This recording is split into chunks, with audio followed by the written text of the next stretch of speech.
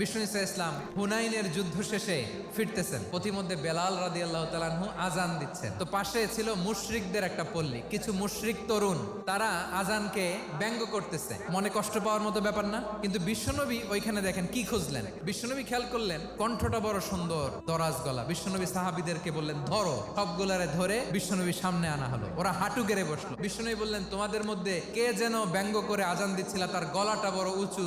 আবু মাহজুরা বলে আমার বন্ধুরা সবাই আমার দিকে আঙ্গুল দেখায়। আবু মাহজুরার মাথায় হাত দিয়ে বললেন এবার আজান দাও দেখি। আবু মাহজুরা বলে আমি তো আজান দিতে জানি না। বিশ্বনবী বললেন তাহলে আসো আমি তোমারে শিখাই দেই। বিশ্বনবী একটা বাক্য পরে, আবু মাহজুরা পরে, বিশ্বনবী পরে, আবু মাহজুরা পরে। আবু মাহজুরা বলে এক একটা বাক্য পড়ি আমার কলিজাটা গলে ঠান্ডা হয়ে যায়। বিশ্বনবীর সাথে দাঁড়িয়ে উনি শাহাদা পড়ে মুসলমান হয়ে গেলেন। বিষ্ণু ইসা ইসলাম বললেন যাও আবু মাহজুরা, আমি তোমাকে পৃথিবীর শ্রেষ্ঠতম মসজিদ মক্কার মসজিদুল হারামের মুয়াজ্জিন হিসেবে অ্যাপয়েন্ট করে দিলাম।